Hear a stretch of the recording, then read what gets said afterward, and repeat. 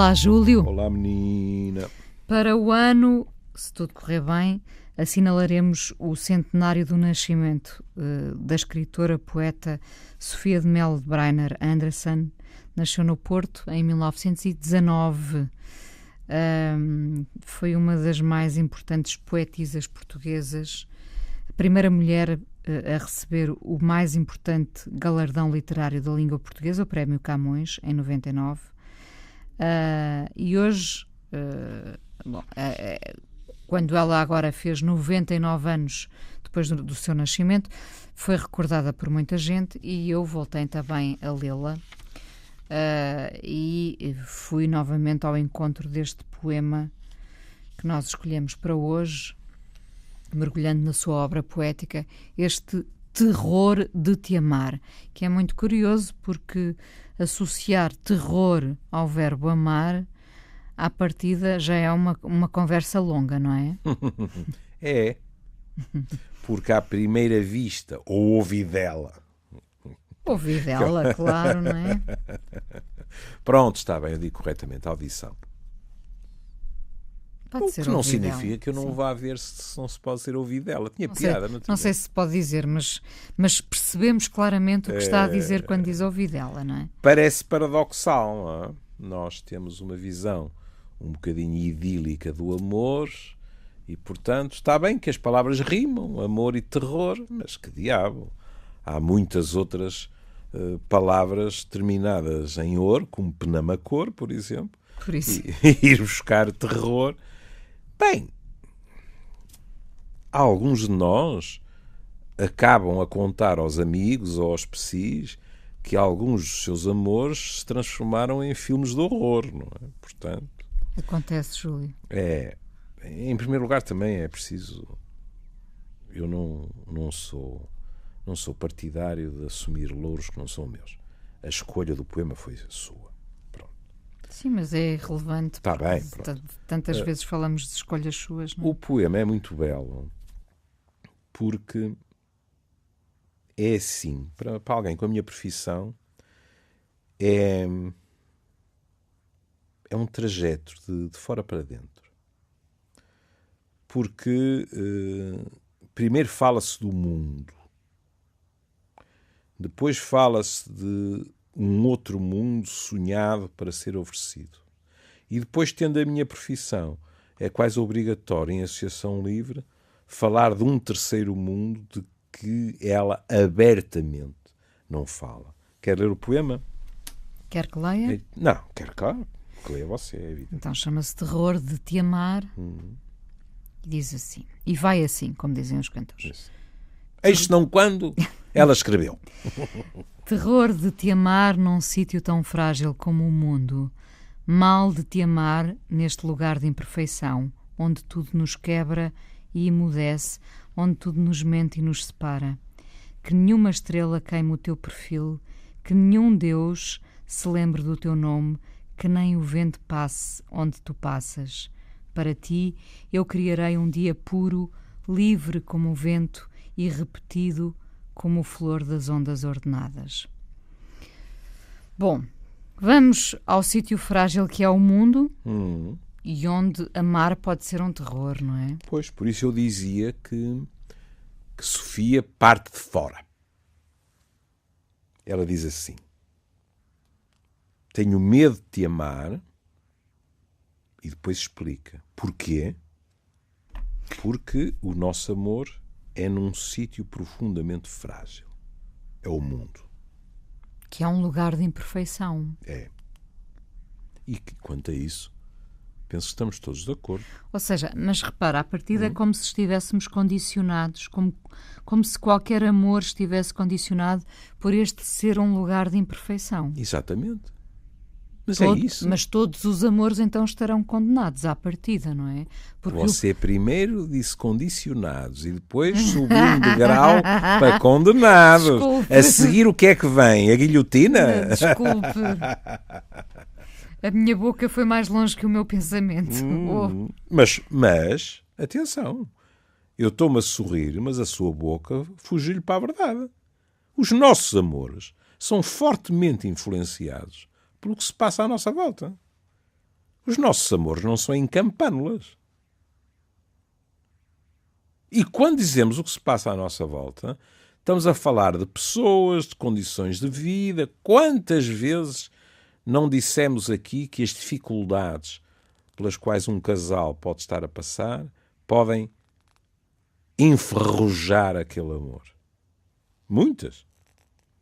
Mas, portanto, ela está a dizer assim: este amor fica mais difícil, fica ele próprio mais frágil, porque acontece onde? Acontece num mundo, ou até no mundo, ela não está a preconizar que existam outros, existe num mundo que é frágil e que é imperfeito. É quase como se ela dissesse: então, como é que algo que em princípio deve ser tão perfeito como o amor pode sobreviver à imperfeição que o cerca? É como se o amor estivesse acossado pela imperfeição que graça no mundo. Falta saber se sobrevive, não é? Nem mais. E por isso podemos aceitar a palavra terror. A dúvida sobre se é possível resistir ou não faz com que ela tenha medo. Um medo de tal maneira forte que ela chama-lhe terror. É, porque terror é muito forte. É muito não é? forte. E ela descreve este mundo, ou pelo menos algumas das suas características. Ela diz: é um lugar de perfeição onde tudo, não é brinquedo, ela escreve tudo, nos quebra e emudece. Muito belo. Primeiro, dobrar-nos. Mais do que isso, quebrar-nos interiormente. E emudece. Cala-nos. Ficamos sem palavras, não é? Ficamos sem palavras. Abafa-nos a voz. Onde tudo, de novo tudo, hein, nos mente a noção de que não se pode confiar neste mundo. O que é muito curioso, porque leva-nos àquela ideia: não sou eu que estou errada, é o mundo. Não é este amor que está errado. O mundo é que é um lugar de enganos. E aqui há, se quiser... Sendo que eu nunca concordo com isto. Atenção. Normalmente não somos nós que estamos errados. Não é o mundo, desculpe, não é o mundo que está errado. Somos nós que nos temos que encaixar às vezes. E a isto não se chama ceder. Nós muitas vezes teimamos em determinadas verdades que nos servem só a nós, e o mundo está muito para além disso. E, portanto, nós facilmente nos desculpabilizamos dizendo: o mundo, os outros é que estão errados. Como quem diz: eu estou certo. Neste caso ela diz: o mundo é um lugar de imperfeição. Portanto, o nosso amor não cabe nessa imperfeição, não é? Vamos fazer publicidade a colegas. Diga.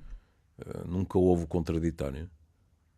Não costumo ouvir, peço desculpa, mas não costumo Não, tem a ver ouvir. com as horas em que cada um de nós anda... Olha, por Claro. exemplo, como sabe, eu ouço rádio no carro, basicamente.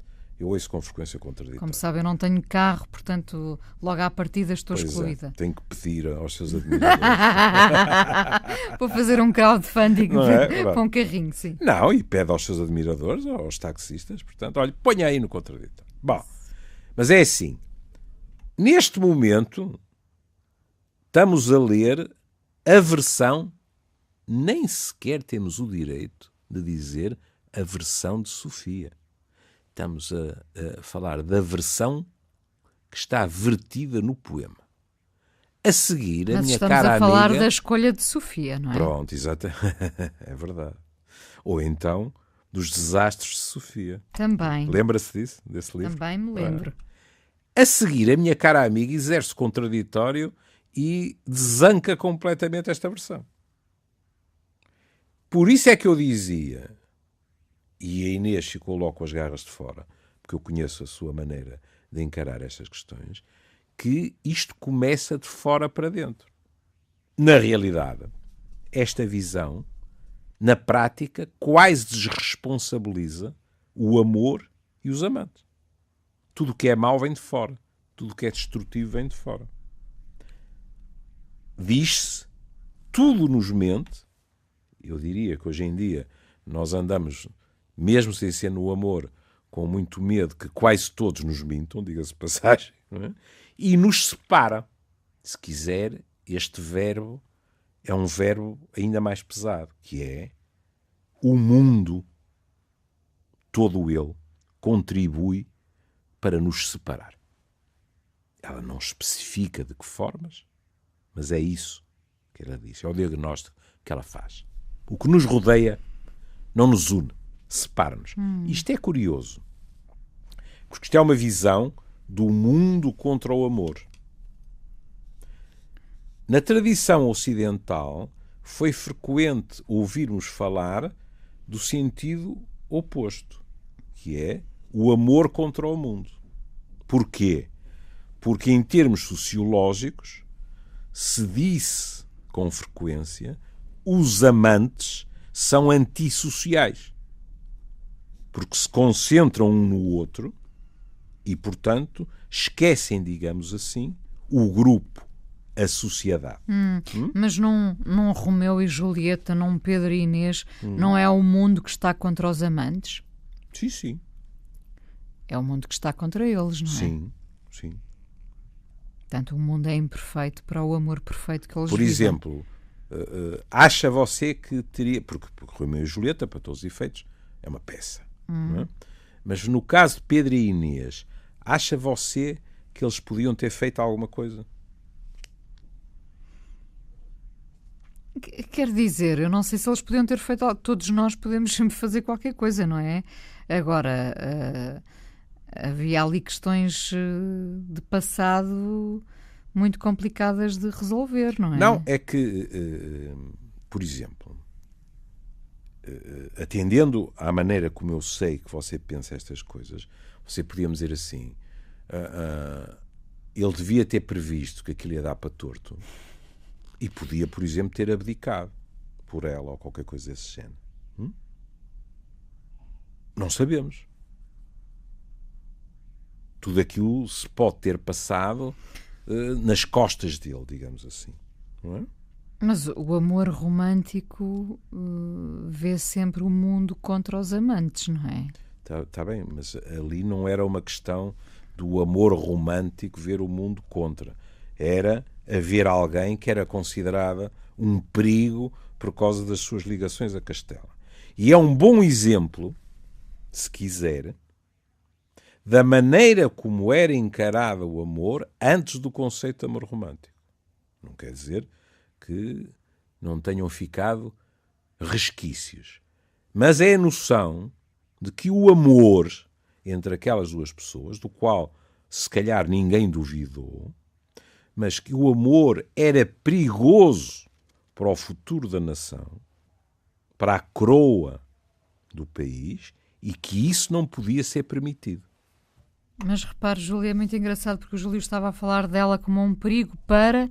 Sim. E eu pensei imediatamente na questão Adão e Eva, não é? Neste caso, para o futuro da humanidade. Portanto, a mulher aparece sempre como alguém que pode pôr em causa o futuro de qualquer coisa. É verdade. Mas quando falamos de reis e rainhas e essas coisas todas, aí a questão pode ser mais democrática. Porque, por exemplo, quando Leonor da Aquitânia se separou do rei de França, casou muito rapidamente com o rei de Inglaterra, e uma das razões era porque tinha medo de ser raptada por um grande senhor qualquer do que hoje em dia é a França. E o que é que aconteceria? Pelo rapto e depois pelo casamento, esse homem tornar-se-ia o senhor da Aquitânia. No fundo, a questão da herança, das alianças, etc., condicionou sempre a maneira como se encaravam as ligações. No fundo, a imperfeição do mundo, não é? Claro. O lugar de imperfeição, onde estas alianças se dão e se congeminam, não é? Mas com uma enorme diferença em relação a partir do momento em que o amor romântico ganha direito de cidade, que é, nessa altura não ocorreria a nenhum dos envolvidos, exceto os amantes, achar que o amor se podia sobrepor aos interesses de Estado. Enquanto hoje em dia isso acontece a torto e direito. Por exemplo, a semana passada, ou há 15 dias, alguém da Casa Imperial Japonesa abdicou do seu estatuto para casar com um plebeu. E a malta até acha graça e concorda. Porquê? Porque consideramos que o amor é mais importante. Não foi sempre assim. Por isso, os sociólogos dizem que era mais fácil casar por amor entre os pobretanas que não tinham nada do que entre gente que tinha um tal estatuto que, às vezes, a Inês, passo o exagero, a Inês nascia já casada. Porque já se tinha combinado entre famílias que saísse rapariga e ia casar com o herdeiro não sei quantos. Ponto final parágrafo.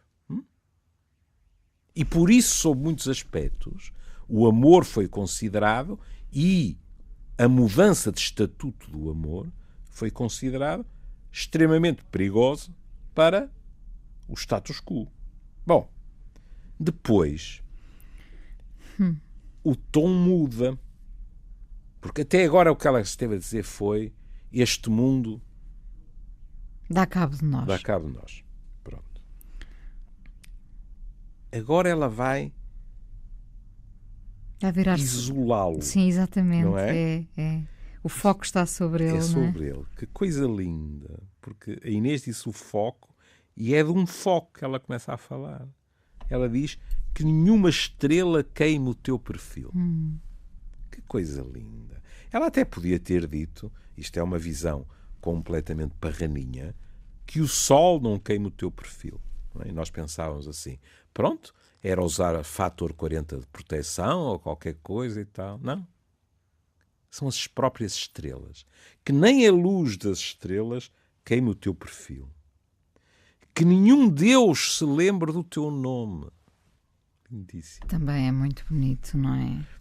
Que nenhum Deus se lembre do teu nome.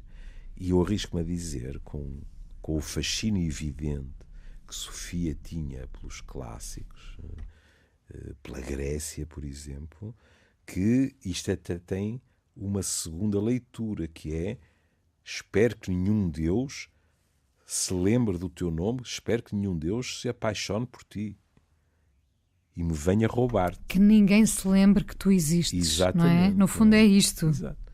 E depois uma imagem extraordinária.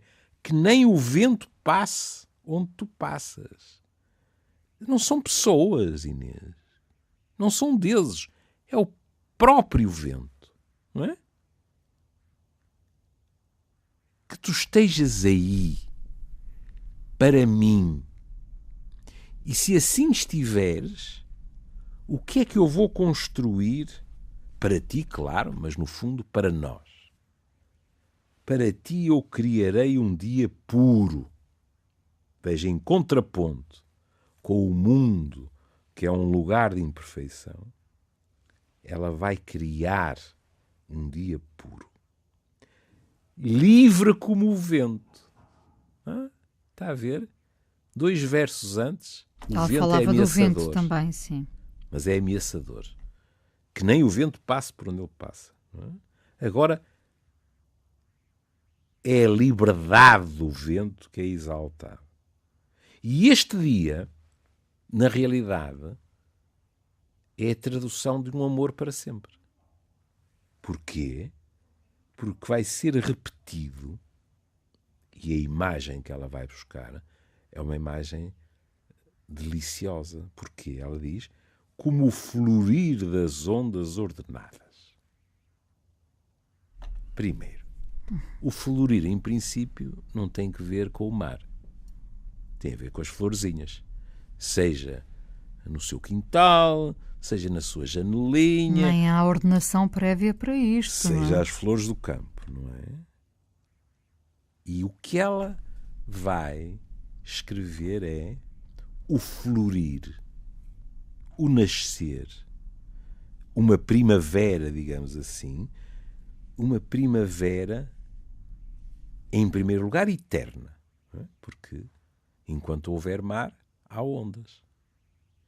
E depois ela vai acrescentar uma palavra muito curiosa, porque, evidentemente, respeitando a métrica que ela desejasse, ela podia pôr aqui muitas palavras para as ondas, ou não pôr nenhuma. Mas podia dizer como o fluir das ondas do mar, da praia, o que quisesse, não é? Ela vai dizer como o fluir das ondas ordenadas. É muito curioso. Não é? Há aqui, cada um interpreta como quiser, mas há aqui uma nostalgia de duração e, ao mesmo tempo, estas ondas chegam sempre, seja maré vasa, seja maré cheia, mas as ondas estão sempre lá e, além de estarem lá, estão de uma forma expectável, não há surpresas, repetem-se. Estão ordenadas, não é? Estão ordenadas. É muito bonito. Há um desejo de perfeição, no fundo, É. sendo que se olha para as ondas ordenadas como símbolo de perfeição. Nós sabemos que o mar é revolto e imprevisível. Aliás, como o amor também. É verdade. Poderemos falar... Não é dessas ondas, digamos assim, que se fala aqui. O amor não é ordenado, não é, Júlio? Não. O amor, pelo contrário, é muito mais famoso por nos desordenar completamente. Isso. E, portanto, isto é a noção de que de fora há aquele velho ditado que eu não partilho, como sabe, de Espanha nem bom vento nem bom casamento, que é como de costume projetar para fora de nós o risco, a maldade, a imperfeição, como aqui. Ela fala para o mundo, não é? E o contrapor, vamos fugir a esse mundo e eu vou construir para ambos um mundo perfeito. Ela diz um dia, mas depois explica-nos que esse dia se repetirá per omnia secula seculorum. Não é? Ora bem, como a Inês imediatamente contrapôs, isto é uma rua de dois sentidos. Primeiro, a Inês disse assim, mas alto e para o baile. O mundo pode não ser perfeito, nenhum de nós está a dizer que é, não é? Mas nós também temos que nos adaptar ao mundo. Claro, temos que procurar o encaixe. Exatamente. Senão o mundo vai parecer sempre o lugar que nos magoa, não é? Que nunca, é o fato que nunca nos serve, que nunca não tem o nosso molde. Nunca terá, não é? Porque cada um de nós tem o seu próprio molde. E depois, já falámos de dois mundos, não é? Um ameaçador, outro que ela promete. E eu tinha dito, e eu por deformação profissional, acabo a falar de um terceiro, pois falo, que é os nossos mundos interiores, que evidentemente são moldados pelo que está fora, que mais não fora, pelo nosso crescimento, pela nossa educação, por aquilo que nos acontece, etc. Não estou a dizer o contrário. Mas uma vez moldado, depois estes mundos interiores também podem ser ameaçadores para o amor. Nós podemos ter medo de amar e não é por causa do que nos rodeia. É pelo que significa amar alguém. Por exemplo, nas nossas andanças pelo país, por causa do livro do Amor eu ouvi a Inês várias vezes repetir o amor, para mim, até determinada idade ou a determinada altura, implicava sobretudo a admiração. Hoje em dia implica a disponibilidade. Isso. Pronto. Ora, se implica a disponibilidade, isso significa também que nós podemos ficar fragilizados perante o outro. E há pessoas...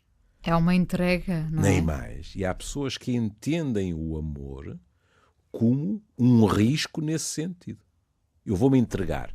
E há pessoas que nunca se dão. Pronto. E há pessoas que nunca se dão por medo mesmo. Até podemos perguntar se essas pessoas, ao não se darem, se conhecem verdadeiramente o amor, não é? Oh, querida, para si não. Da maneira que eu ouvi falar nestes dias, para si tem que haver uma dádiva mútua. Ou uma disponibilidade. Porque senão como distinguiríamos o amor de outros sentimentos, não é? Para lhe falar com toda a franqueza, eu até me atreveria a ir mais longe. Que é a pessoa que não arrisca a dádiva pode gabar-se de praticar amizade Para mim, não. Por exemplo, não é? Não é? O que é a amizade? Não é estar disponível para... Pois, aí está. Agora, a pessoa tem todo o direito de dizer, tudo bem, e eu se calhar estou a abdicar de coisas boas, mas pura e simplesmente eu não quero correr o risco. Que engraçado. O Júlio disse, se calhar estou a abdicar de coisas boas. Exatamente, a pessoa pode dizer isso. Sendo, mas não arrisco, ponto final. Sendo que hoje em dia nós justamente dizemos que não queremos abdicar de coisas boas, não é? Nesta sociedade hedonista, e eu, hedonista, me confesso, não queremos abdicar de coisas boas para às vezes viver um amor menos bom. Aí está. Não é? Não ouviste, com certeza que houve. Sim. As pessoas vão dizer-lhe, porque eu prefiro ir jantar com os meus amigos, com as minhas amigas, prefiro, olha, nem que seja ir ao futebol, ir a um concerto. Eu não estou disposto a abdicar destas coisas boas para viver uma relação com esta pessoa. Pronto, é legítimo. É legítimo, claro. É perfeitamente legítimo. Agora, atendendo a que se falou de Sofia, eu fui buscar o Catrapácio da obra poética e encontrei coisas muito bonitas, que é, nós aqui vimos a nostalgia de alguém de construir um mundo à parte do mundo real que é sentido como pouco propício à arte de amar, para metermos aqui à martelada o velho Ovídio. E então, de repente, eu chego a uma página e encontro. Sabe que, estas coisas em mim são engraçadas porque eu tenho esse mau hábito de sublinhar os livros. E, portanto, com muita frequência, quando nós escolhemos isto ou aquilo, depois eu vou ver o que é que eu sublinhei e porque é que sublinhei. E veja isto, que sob certos aspectos está no mesmo comprimento de onda do poema que escolheu. Isto chama-se Reza da Manhã de Maio. Senhor, dai-me a inocência dos animais, para que eu possa beber nesta manhã a harmonia e a força das coisas naturais. Apagai a máscara vazia e vã da humanidade. Apagai a vaidade, para que eu me perca e me dissolva na perfeição da manhã e para que o vento me devolva a parte de mim que vive à beira de um jardim que só eu tive. É ou não é prima direita do seu poema? É, sendo que neste caso não está virado para nenhum amor em particular. Nem mais. Mas para uma espécie de comunhão com o mundo, a natureza. Exatamente. Não é? Com esta benção, no fundo, com esta benção de estar vivo. E passe o termo, malhando na mesma, na humanidade, não é? Apagai a máscara vazia e vã de humanidade, apagai a vaidade. Mais uma vez, o que é que está a ser, logo no primeiro verso? Dai-me a inocência dos animais. Ora, meu pai dizia que quando na universidade, não só na universidade, mas porque estávamos a falar da universidade, que alguém comentava que quando num anfiteatro se ouviu uma salva de palmas, se perguntava sempre contra quem é esta salva de palmas.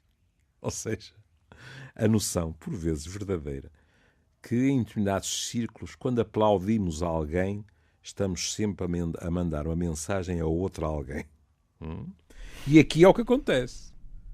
Quando se pede a Deus a inocência dos animais, o que se está a dizer é: e afastai de mim a culpa, a não inocência das pessoas.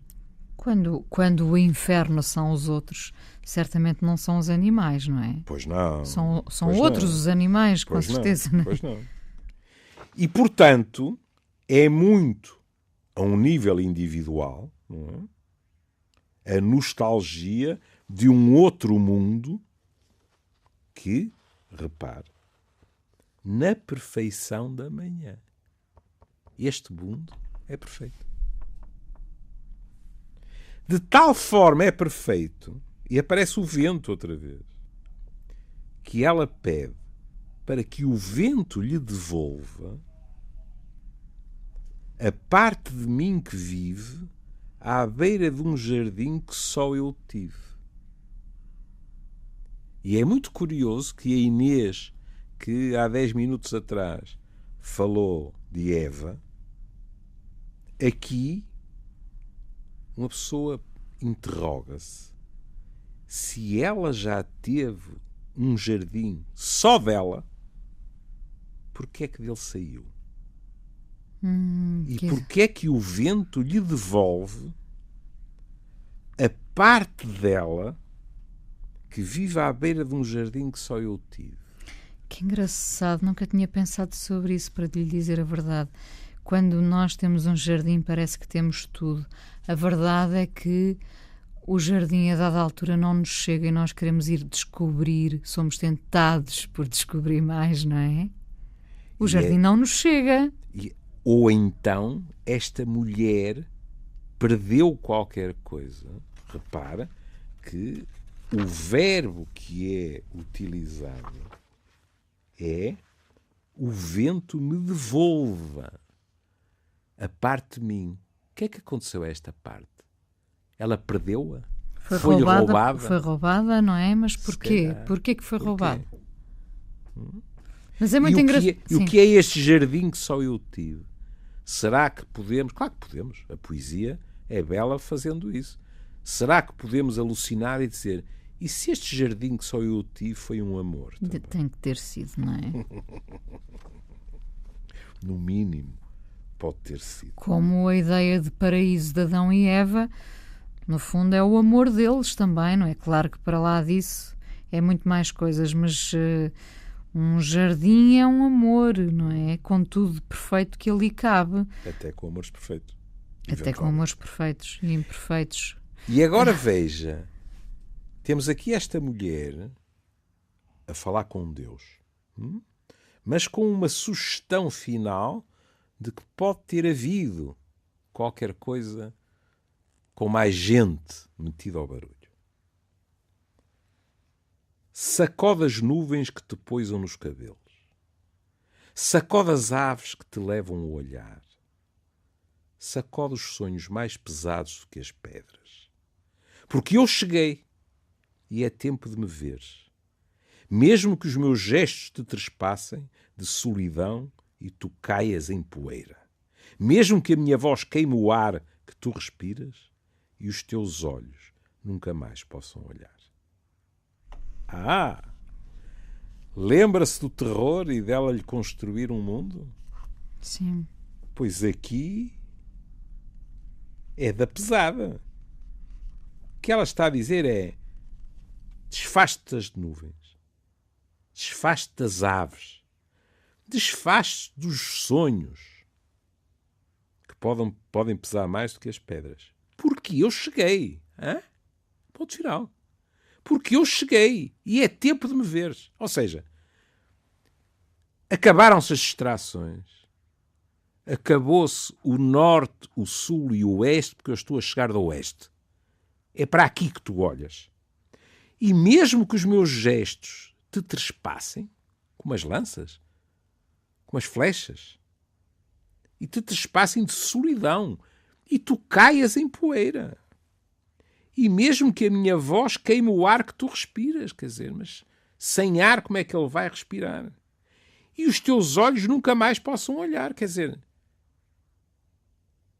que ele seja atingido por uma cegueira. Mas chegou ela.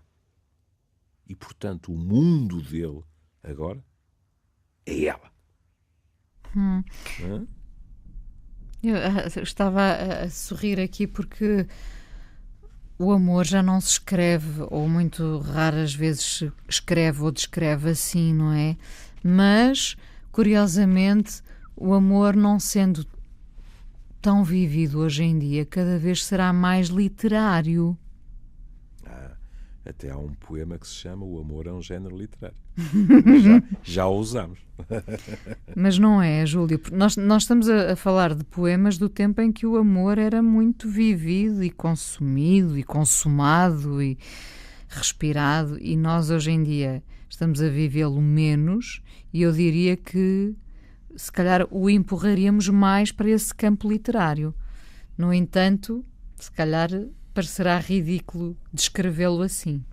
Não sei, sabe, agora tive uma associação livre triste, que aliás já partilhei consigo, que é, no campo literário, especificamente na poesia, estes 2 anos, que, como sabe, têm sido para mim um privilégio de partilha com o Júlio Rezende, ele ao piano e eu com um livro de poesia em punho. Um livro por si escolhido, não é? Sim, claro. E não só um, quer dizer, são claro. poemas de vários autores.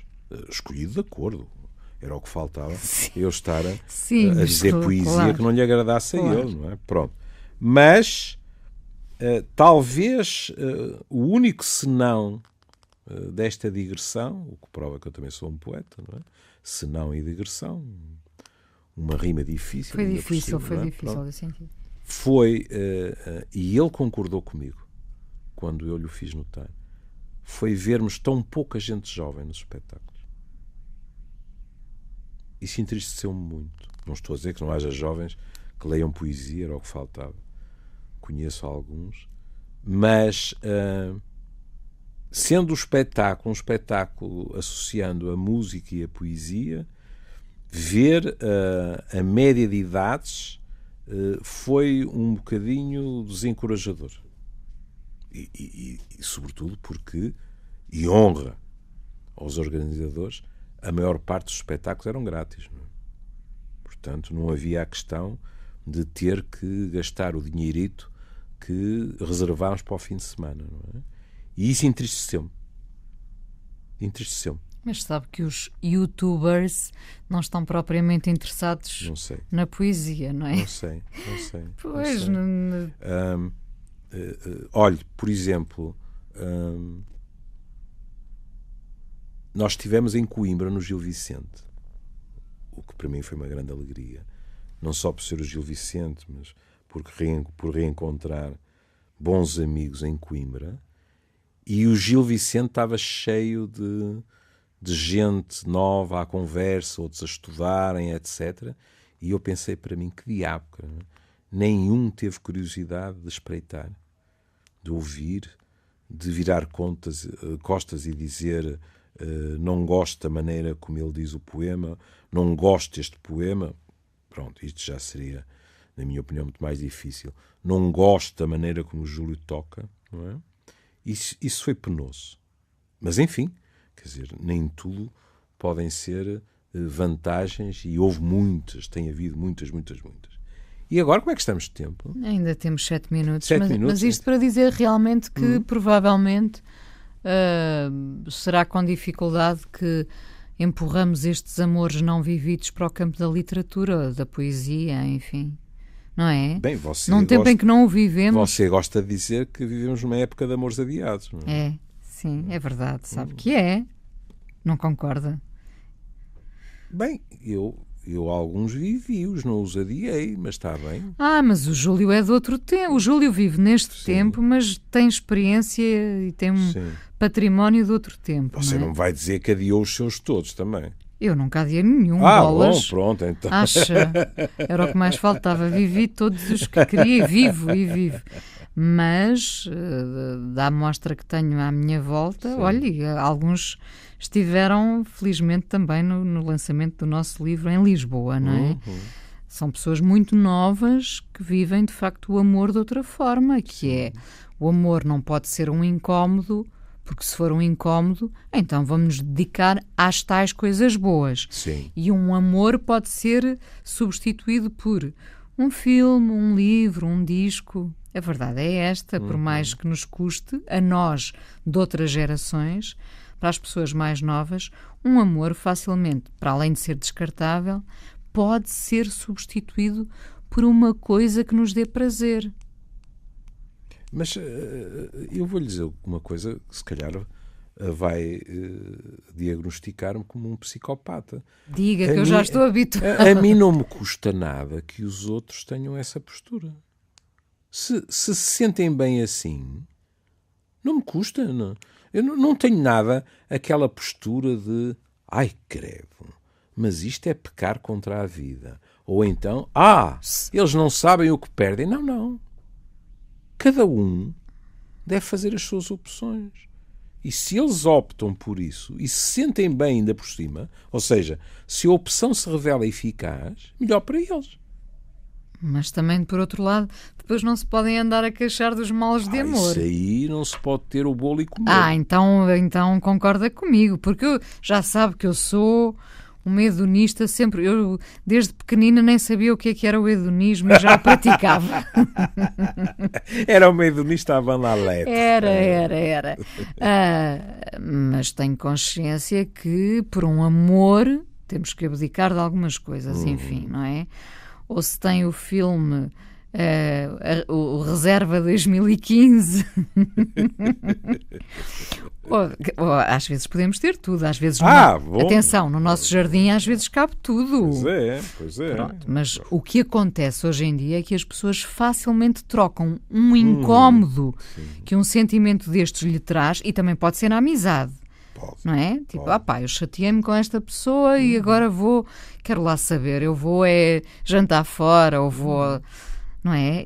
E tudo é muito descartável e é com uma facilidade imensa que nos livramos de um incómodo para o substituir por um pequeno prazer. Às vezes, de um possível incómodo.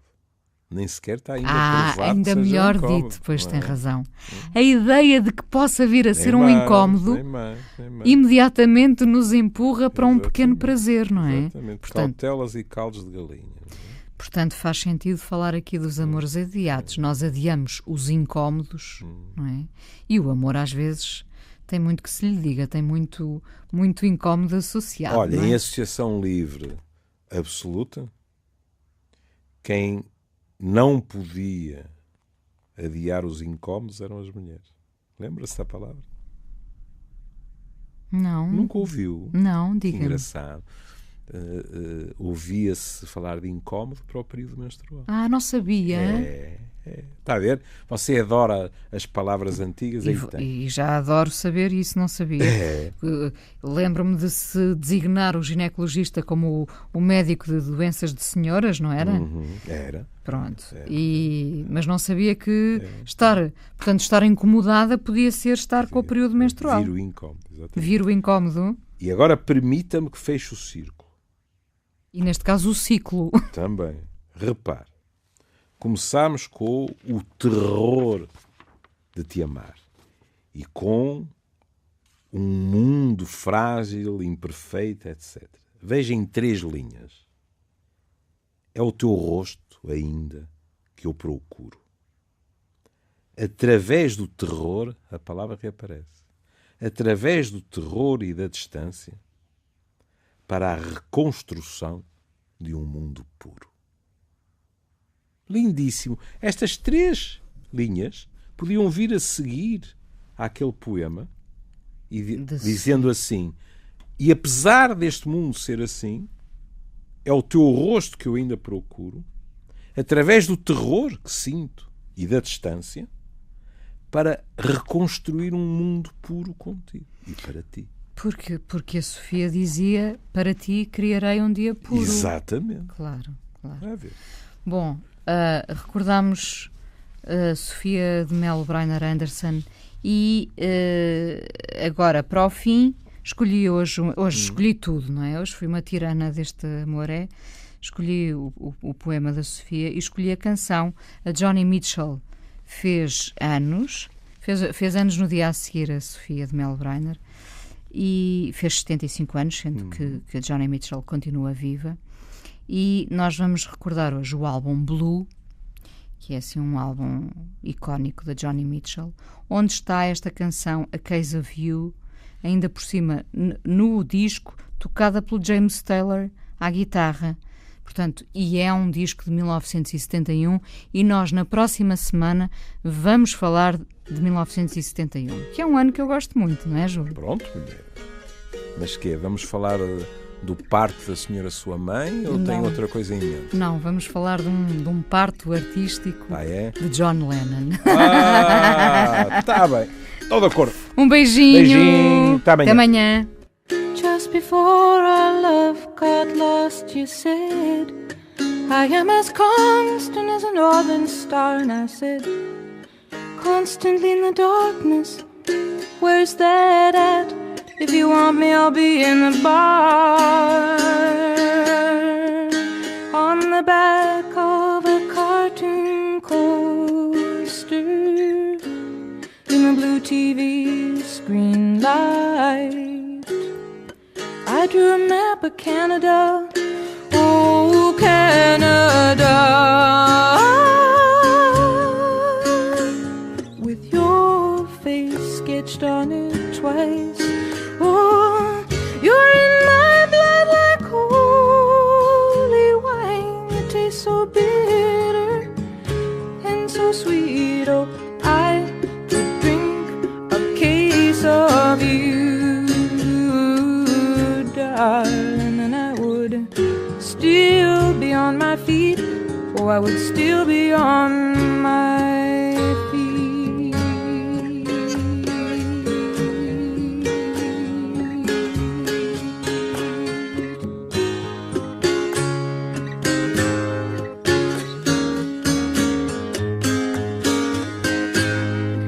I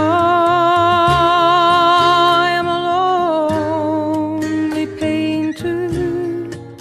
I live in a box of paints. I'm frightened by the devil, and I'm drawn to those ones that ain't afraid. I remember that time you told me, you said, love is touching souls. Surely you touched mine, 'cause part of you pours out of me in these lines from time to time. Oh, you're in my blood like holy wine. You taste so bitter and so sweet. Oh, I could drink a case of you, darling. Still I'd be on my feet. I would still be on my feet.